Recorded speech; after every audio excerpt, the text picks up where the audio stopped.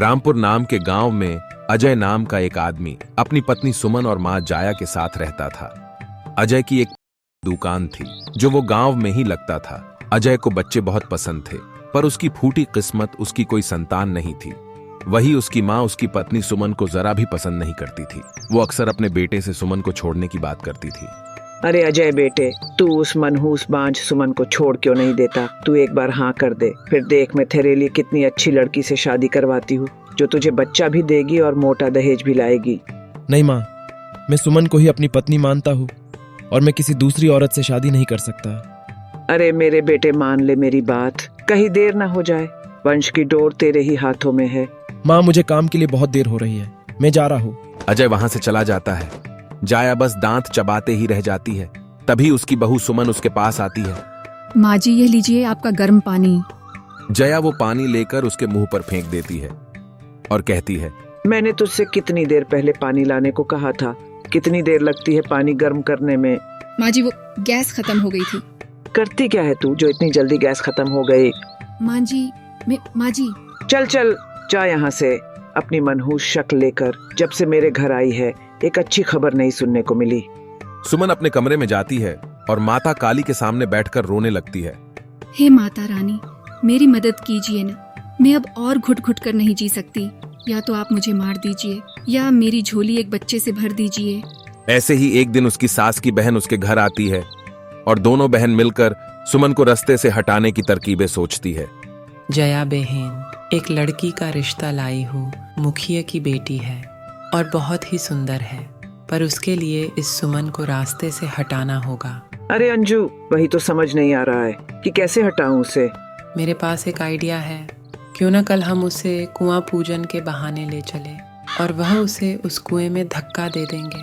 अंजू बहुत प्यार से सुमन से बात करती है। अरे सुमन बहू, मुझे तेरे ऊपर बहुत ही तरस आता है। कितने साल हो गए हैं तेरी शादी को, फिर भी तू माँ नहीं बन पाई।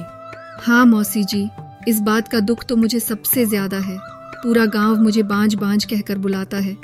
मेरा घर से बाहर जाने का मन नहीं करता।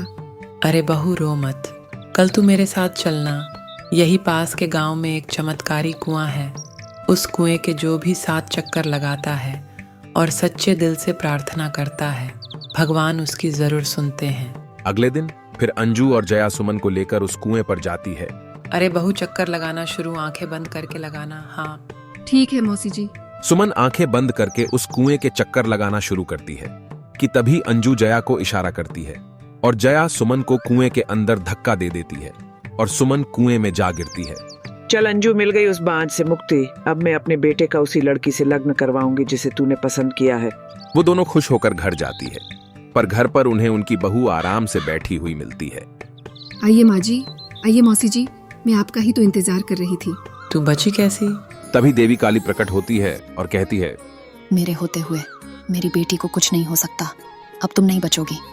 काली माँ उन दोनों को मारने ही वाली होती है कि तभी अजय आ जाता है और माँ काली के पैरों में पड़ जाता है और उनसे माफी मांगता है।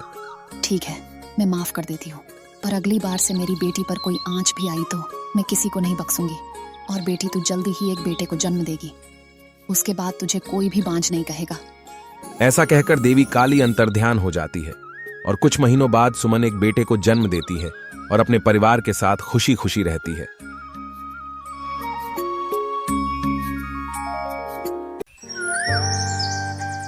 बहुत समय पहले नंदन वन में पीलू और लवली नाम की 2 बहनें रहा करती थी। समय बीतने पर दोनों बहनें बड़ी हो गई और लवली की शादी एक अमीर पक्षी से होती है और पीलू की शादी एक गरीब पक्षी से होती है। शादी के कुछ महीनों बाद लवली अपनी बहन पीलू से मिलने के लिए आती है। पीलू उसको देखकर खुश हो जाती है। आओ दीदी, तुमने अपने आने की कोई खबर नहीं दी। अगर तुम बताती तो मैं बबलू को लेने के लिए भेज देती। पीलू, इसकी कोई जरूरत नहीं, मैं अपनी हवाई मोटर में आई हूँ। चल जल्दी से एसी ऑन कर।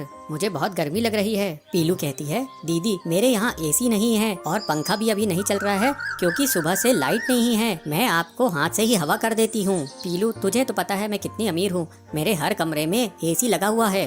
तेरी इतनी औकात कहाँ कि तू एसी खरीद सके। ये पैसे ले और एसी अपने घर में लगवा ले। पीलू कहती है, दीदी आप ये क्या कह रही हैं? हम लोगों को एसी की कोई जरूरत नहीं है। लवली कहती है, पीलू मैं तो सोची थी कि मैं तेरे घर 4 दिन रुकूंगी, लेकिन अब लगता है मैं 1 दिन भी यहाँ नहीं रह पाऊंगी। इस गर्मी में तो मेरा दम ही घुट जाएगा। शाम को मैं अपने घर वापस लौट जाऊंगी। पीलू कहती है, जैसी तुम्हारी मर्जी दीदी। पीलू उसे खाना खिलाने के लिए किचन में लेके जाती है। चलो दीदी अब खाना खा लो। लवली किचन में देखती है कि उसे जमीन में खाना परोसा गया है, तो वो कहती है, पीलू तुझे पता तो है मैं डाइनिंग टेबल में ही खाना खाती हूँ, मैं जमीन पे बैठ के खाना नहीं खाती। मेरे घर बड़ी सी डाइनिंग टेबल है, तू मेरे कभी घर आना और डाइनिंग टेबल पर खाना खा कर देखना कितना मजा आता है डाइनिंग टेबल में खाना खाने का। पीलू मुझसे तेरी हालत देखी नहीं जाती, तू कहे तो तेरे जीजा जी से बबलू जी के लिए उनके ही ऑफिस में बात करूँ मैं। वहाँ ऊपरी कमाई बहुत होती है, जल्दी तू भी मेरी तरह अमीर हो जाएगी। नहीं दीदी, हम लोगों के लिए ईमानदारी की 2 सूखी रोटियां ही अच्छी है, हमें ऊपरी कमाई नहीं चाहिए। पीलू की बात सुनकर लवली हैरान हो जाती है और वो थोड़ा गुस्सा हो जाती है। कहती है, पीलू मुझे तेरी यही बात अच्छी नहीं लगती, लेकिन फिर भी सोचना, क्योंकि मैं तेरे भले के लिए कह रही थी। ठंडे दिमाग से सोचना, फिर मुझे बताना, मैं तेरे जीजा जी से तेरे पति के काम के लिए बात करूंगी। इतना कहकर लवली अपने हवाई मोटर में बैठकर चली जाती है। कुछ दिन ऐसे ही निकल जाते हैं और उसके बाद पीलू चिड़िया के पति का प्रमोशन हो जाता है, उसकी आमदनी बढ़ जाती है। अब पीलू को कोई भी चीज की कमी नहीं थी। कंपनी की तरफ से उन्हें एक शानदार घर भी मिलता है और एक हवाई मोटर भी मिलती है। पीलू खुशी खुशी अपना जीवन बिताने लगती है। वहीं दूसरी तरफ लवली का पति रिश्वत लेते हुए रंगे हाथों पकड़ा जाता है और गिरफ्तार हो जाता है। उनका बंगला, हवाई मोटर, एसी सब जब्त हो जाते हैं। इस बात का पता जब पीलू को चलता है तो वो अपनी बहन से मिलने के लिए जाती है। अपनी बहन से मिलकर पीलू कहती है, दीदी जीजा जी की इस हालत की जिम्मेदार कहीं ना कहीं तुम भी हो। तुमने जीजा जी को कभी भी गलत काम करने से मना नहीं किया, तुम्हारे सर पर तो अमीरी का भूत सवार था। लवली कहती है, पीलू मुझे माफ कर दे, मैं लालच में आकर सही गलत का फर्क करना भूल गई थी। तू किसी तरह मेरे पति को छुड़ाने में मेरी मदद कर। दीदी आप चिंता मत करो, मैं अपने पति से जीजा जी को छुड़वाने में मदद करूंगी। तब तक तुम मेरे घर चलो, मेरे साथ रहो। अब तो मेरे घर में एसी भी लग चुका है, तुम्हें गर्मी भी नहीं लगेगी। लवली कहती है, पीलू मजाक छोड़ो, अब मुझे गर्मी से कोई फर्क नहीं पड़ता। अब से मैं और मेरे पति ईमानदारी का जीवन जिएंगे। कुछ दिनों बाद पीलू चिड़िया के पति की मदद से लवली चिड़िया का पति जेल से रिहा हो जाता है। अब वे दोनों ईमानदारी। बंसीपुर गांव में बबलू कबूतर अपनी पत्नी पीलू चिड़िया के साथ रहता था। बबलू बहुत ही मेहनती था। वो साल भर मेहनत करके किसानी करता था, अपनी फसल बेचकर अपना घर चलाता था। पीलू, इस बार मैंने आलू की फसल बोई है और खाद और सिंचाई का भी खास ख्याल रखा है। तुम देखना, इस बार बहुत बढ़िया फसल होगी। भगवान करे ऐसा ही हो, नहीं तो अगर पिछले बार की तरह हमारी फसल बर्बाद हो गई तो हम जीने लायक नहीं बनेंगे।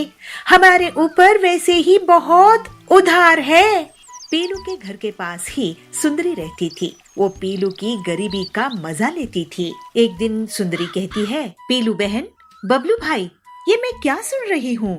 आप लोगों के ऊपर इतना उधार है। ऐसा करो पीलू बहन, मेरे घर आज कुछ मेहमान आने वाले हैं, तुम शाम में आके खाना बना देना। इसी बहाने तुम्हें थोड़ा सा पैसा भी दे दूंगी और तुम्हें भी पैसे देखने को मिलेगा, है ना? पीलू को सुंदरी की बातें बहुत खराब लगती है। वो हर बार उनकी गरीबी का मजाक उड़ा के चली जाती थी। ऐसे ही एक दिन बबलू अपने खेत जाता है। वो देखता है कि उसकी आलू की फसल बहुत बड़ी हो गई है, लेकिन जब वो एक पौधे को निकाल कर देखता है तो पता है कि उसमें आलू नहीं उगा है। इसी तरह वो सारे पौधे देखता है, लेकिन किसी में भी आलू नहीं उगे। बबलू उदास होकर अपने खेत में बैठ जाता है। मेरे खेत में आलू क्यों नहीं उगे?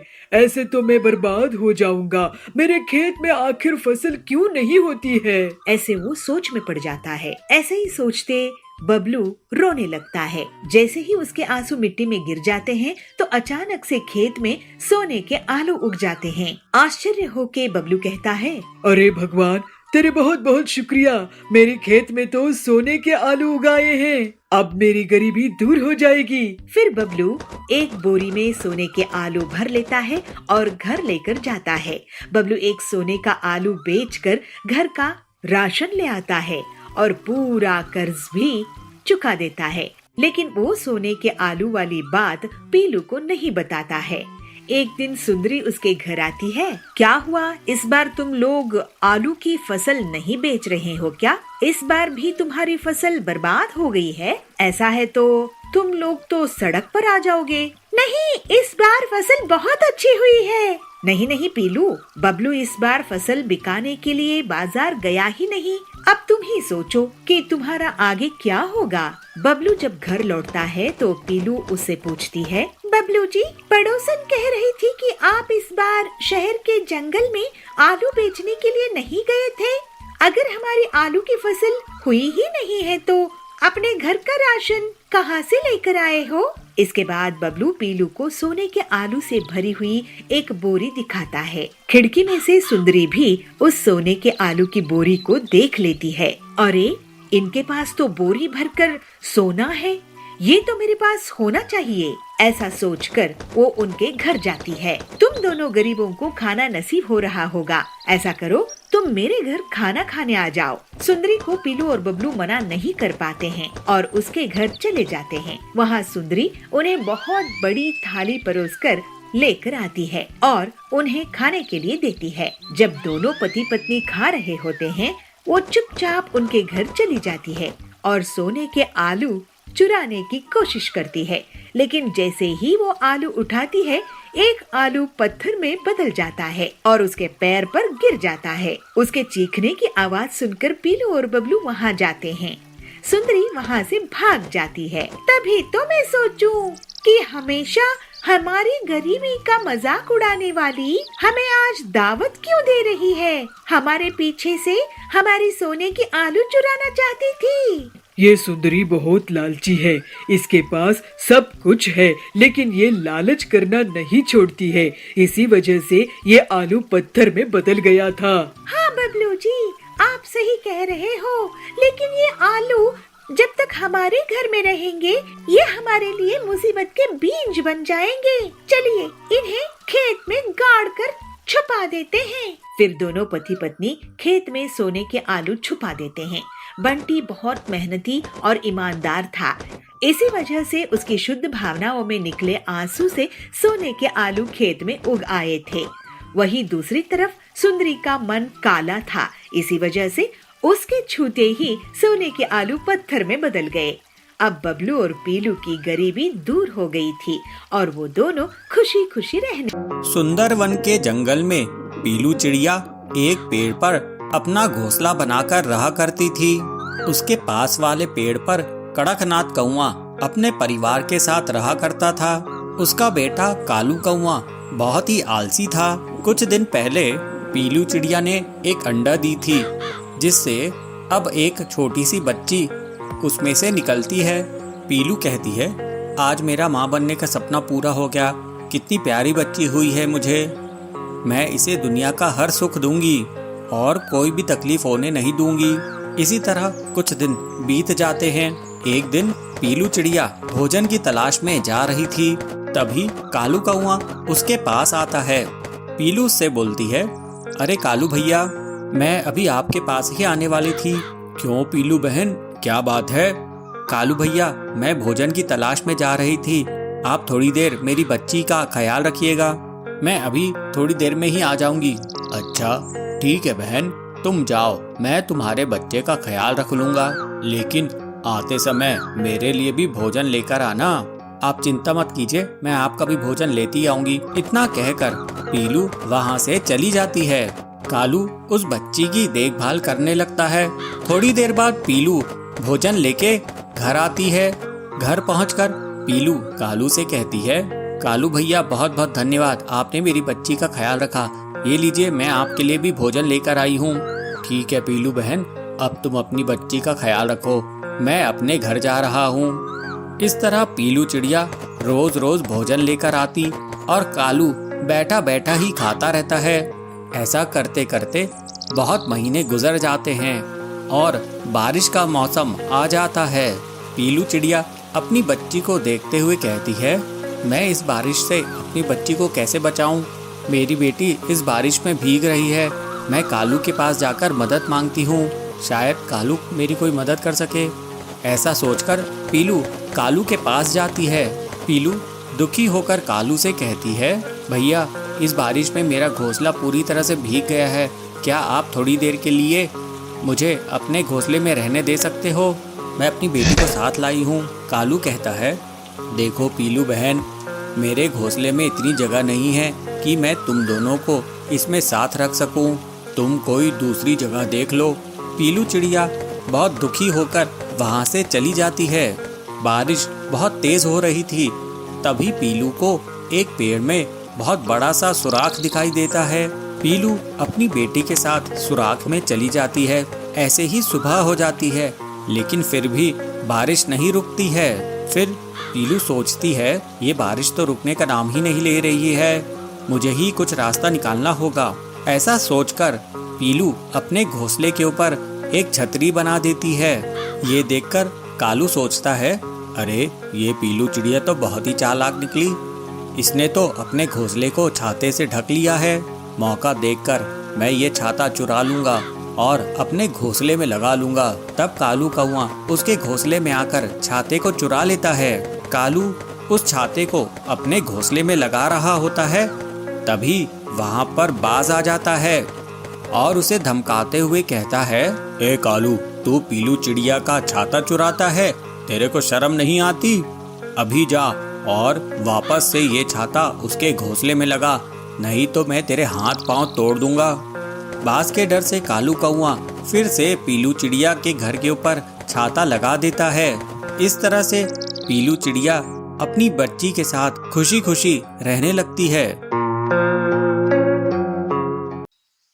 पीलू चिड़िया को बचपन से ही खाना बनाने का बहुत शौक था। उसके पिताजी लोहे के औजार बनाने का काम करते थे।